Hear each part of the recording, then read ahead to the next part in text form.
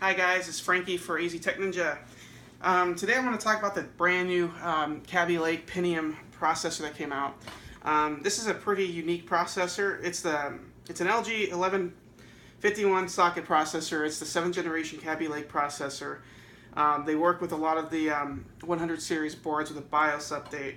Now, what makes this processor so special for being a Pentium is that it's essentially an i3 6100 processor with a couple of networking server stuff that no end user needs to worry about stuff disabled.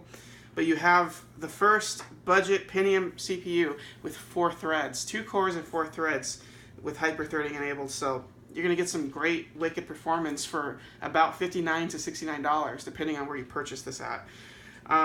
There's a couple of things you need to know though. If you do decide to buy this processor, if you have say like a board with the old 4400, you're going to see a sharp increase in performance, so you're probably going to want to upgrade. Now, if you decide to do that, make sure that the motherboard you have is most likely going to be a socket 100 series motherboard. You need to make sure that the manufacturer has an update to the BIOS, and you got to make sure you flash your BIOS before you decide to use this chip. Otherwise, you're going to get stuck in a boot loop. And of course, I would recommend if you're going to build a new system with the CPU, you're going to want to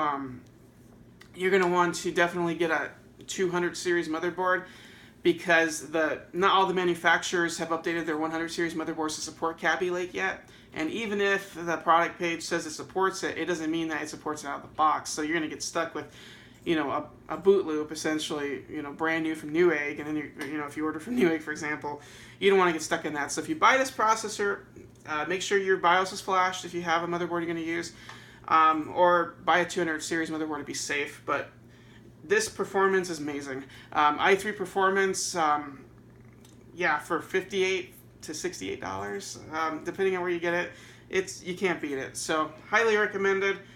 For like a low-end gaming PC. It's not low-end now. I mean, the specs, this thing can outperform in many of the FX chips. Actually, I think it outperforms all the FX chips, which isn't a whole lot saying that now that Ryzen's coming out, but it outperforms FX chips, so there's no need to go AMD anymore for the low-end gaming PCs. Go straight to the Pentium. This has been Frankie for Tech Ninja signing off.